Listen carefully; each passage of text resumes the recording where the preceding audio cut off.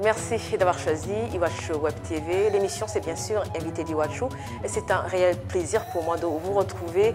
Aujourd'hui, nous allons parler de la récente, la dernière plutôt session d'Arusha. Et nous allons revenir aussi sur le référendum constitutionnel. Et nous sommes avec le président du parti Radebou, Jean de Dieu Moutawazi. Bienvenue dans notre émission. Merci pour m'avoir invité. Je saisis l'occasion pour vous saluer et saluer aussi les interlocuteurs qui sont en train de nous écouter. Ok. Et comme je l'ai dit, on va parler d'Arusha. Vous étiez à la dernière session d'Arusha? Oui, j'étais là tout comme mes collègues présidents ou représentants des partis politiques agréés. On était au nombre de 32, sans parler de la société civile. Et quelle appréciation faites-vous justement de la récente session d'Arusha? La récente session d'Arusha, je pourrais dire que je l'ai apprécié positivement, même si ça pouvait être encore plus positif. Oui, dans quel sens? Ça pouvait être plus positif dans quel sens? Ça pouvait être plus positif si, parmi les partis d'opposition, on était restés ensemble, mais il s'est fait qu'après la première plénière, quand le facilitateur Benjamin Mkapa nous a recommandé de nous regrouper en deux, le groupe politique, qui regroupe tous les hommes politiques et les acteurs politiques, et le groupe de la société civile. Mais il s'est fait qu'une partie de l'opposition s'est radicalisée, a préféré travailler en aparté, travailler à part. C'était vraiment regrettable. Ce qui fait que la facilitation a dû, je dirais, faire recours à toute sa technicité pour faire un pas, parce que le dialogue qu'on avait organisé avec le parti au pouvoir, en présence du gouvernement, nous étions arrivés à un bon consensus, mais il a fallu que quand on l'a remis à la facilitation, il a dû aussi nous remettre le travail, le rapport du groupe de l'opposition radicale pour montrer ce qu'ils avaient produit comme rapport. Alors quand je parle de rapport, c'est autour des 8 thématiques qui avaient été regroupées en 4, mais dans l'ensemble et dans les détails, il y avait à peu près 30 questions auxquelles on devait donner des réponses. Alors ces 30 questions regroupées, les parties, les thèmes au niveau de la sécurité, au niveau de la politique, au niveau de la Constitution, de la révision de la Constitution au niveau légal, mais également les thèmes autour de l'économie, du social et de l'humanitaire. Et oui, vous venez de parler de l'opposition qui s'est radicalisée. Est-ce que c'est une opposition qui s'est radicalisée ou c'est juste qu'il y avait un désaccord avec aussi vos propres points de vue ou les points de vue du parti au pouvoir aussi?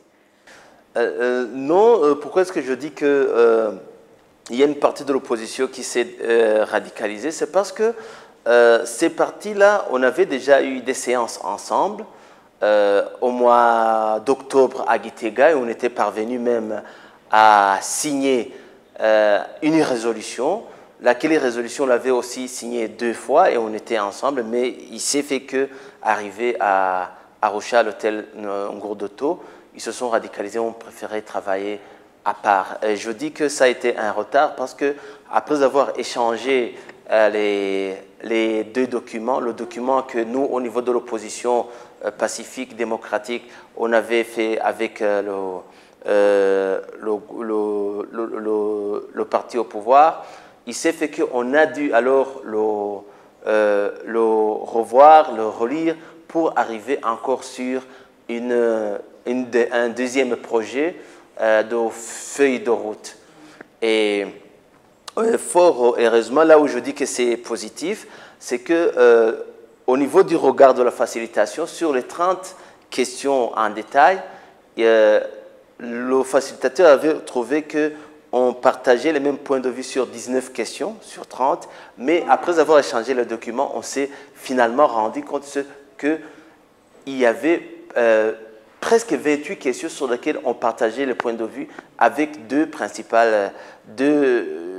questions importantes sur lesquelles on ne partageait pas les points de vue, notamment la question d'un gouvernement de transition et la question de ne pas réviser la Constitution. Alors qu'on se l'était déjà entendu au Burundi, où on devait respecter seulement l'article 299 de la Constitution.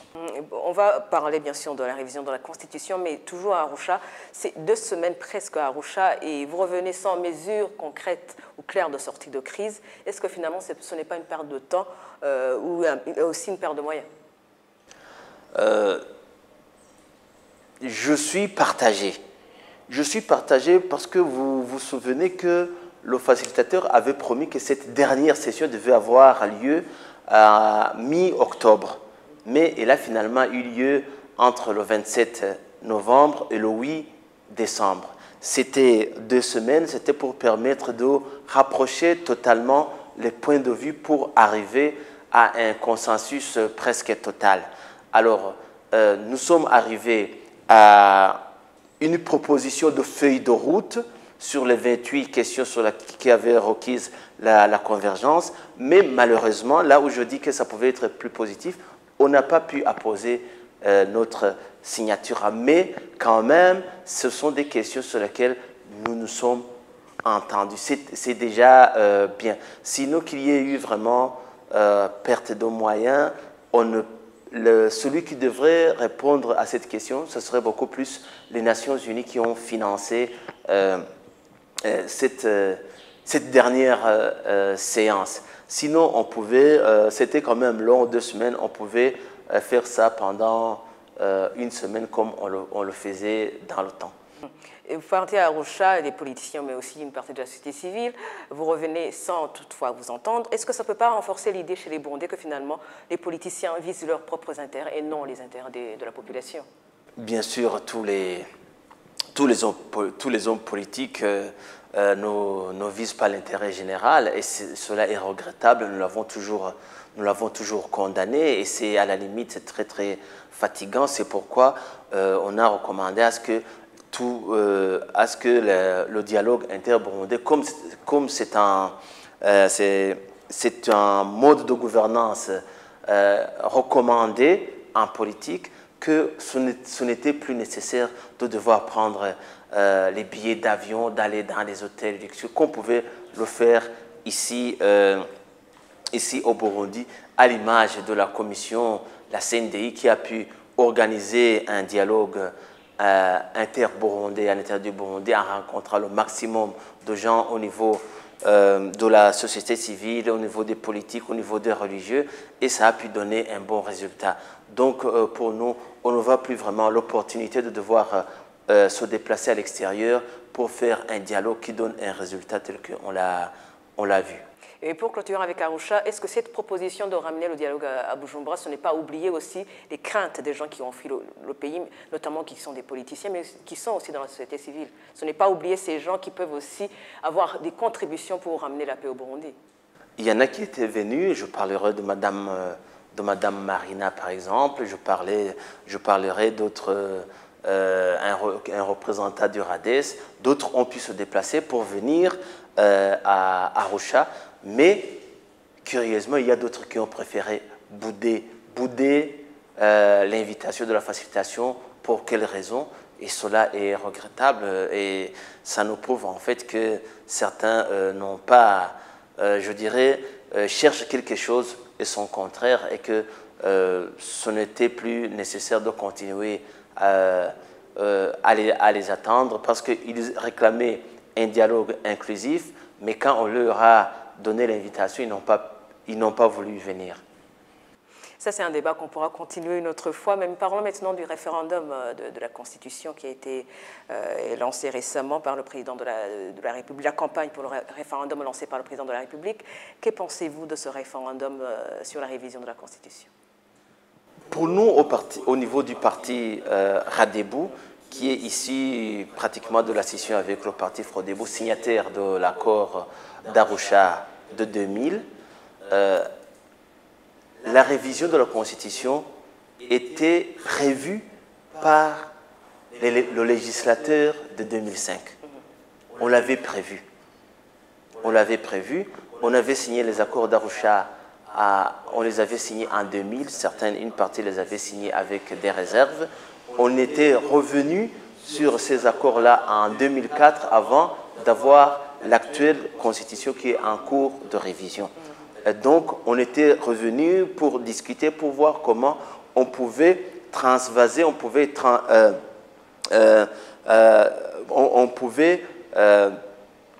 prendre toute la matière des accords d'Arusha pour la mettre dans un format d'une constitution à présenter au référendum.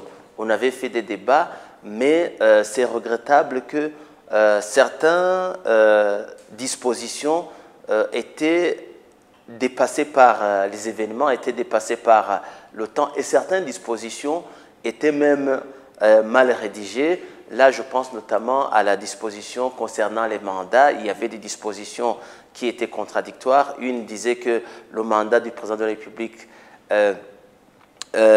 c'était seulement 2 mandats. Une autre disposition disait que le premier mandat était un mandat où le chef de l'État devait être élu par le Parlement, alors que dans l'autre article, le chef de l'État devait être élu au suffrage universel direct. C'était regrettable qu'il y avait des dispositions controversées qui ont même créé des problèmes en 2015. On avait besoin d'avoir une constitution rédigée de manière claire, mais aussi une constitution actualisée. Mais la condition pour réviser cette constitution, c'était qu'il n'y ait pas un danger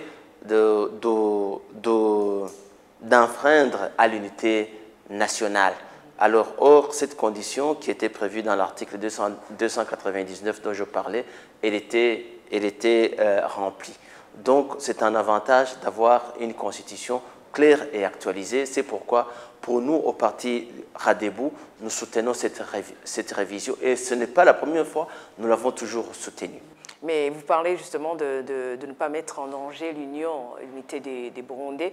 Mais est-ce que c'est judicieux, la cohésion sociale, oui. Mais est-ce que c'est judicieux justement de faire ce référendum actuellement avec le climat politique qui réside aujourd'hui au Burundi? Je vous dirais que parmi certains hommes politiques, certains politiciens, il y en a qui ont des calculs individuels, qui disent qu'il n'y a pas de cohésion sociale aujourd'hui. Et quand vous leur demandez la preuve, ils n'en trouvent pas. On leur demande, y a-t-il une guerre au Burundi? Ils disent non, il n'y a pas de guerre.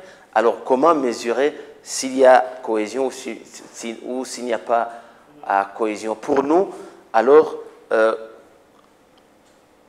il est visible à l'œil nu qu'il n'y a pas de guerre au Burundi, qu'il y a une cohésion sociale quand vous allez sur les collines, quand vous allez dans les communes, quand vous allez dans certaines institutions sensibles comme l'armée, la police, l'administration, etc.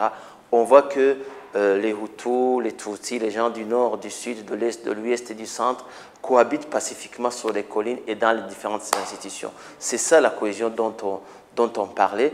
Et ça ne peut pas aujourd'hui. Aujourd'hui, toutes les conditions sont réunies pour pouvoir changer, réviser la Constitution pour la rendre beaucoup plus adaptée. Il y a même certaines dispositions, si vous permettez que je revienne, sur les dispositions qui n'étaient pas bien faites. Dans les accords d'Arusha, il était prévu que le chef du gouvernement ne devait pas être le chef de l'État. Ce qui fait qu'aujourd'hui, le Parlement ne peut pas faire une motion de censure à l'endroit du chef de l'État, parce que le chef de l'État, il est en même temps chef du gouvernement. Alors qu'en révisant la Constitution, on pourra avoir un Premier ministre qui est chef du gouvernement. Quand le gouvernement travaille mal, le Parlement pourra demander au chef de l'État de le démettre et d'amener un autre. Ça permet en fait d'avoir un bon fonctionnement au niveau de l'appareil de l'État.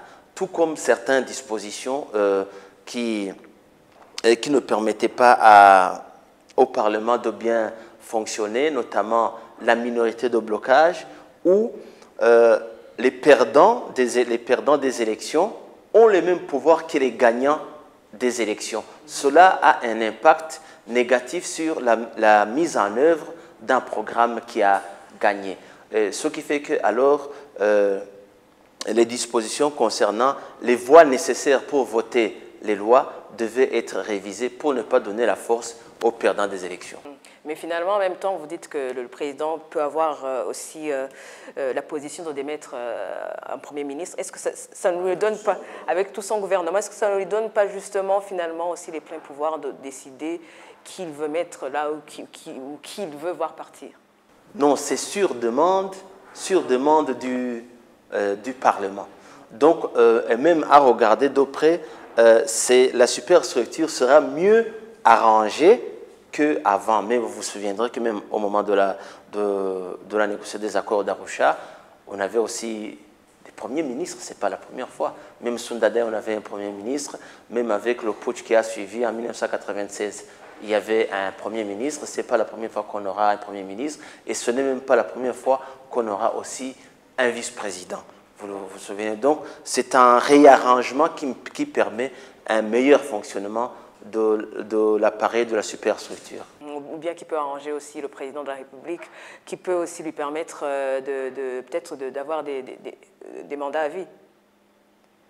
Non, la question des mandats à vie, on ne peut pas directement l'affirmer parce que jusqu'à maintenant, on ne connaît pas les candidats qui vont se présenter aux élections de 2020. La question, il y en a qui se la posent, mais d'autres qui disent qu'il ne faut pas mettre la charrue avant le bœuf, que cette question, pour le moment, il n'est pas encore temps de la poser, qu'il faut patienter avant d'avoir d'abord la nouvelle constitution. Parce qu'on ne sait pas si le oui va gagner, on ne sait pas si le non va gagner. Il faut de la patience.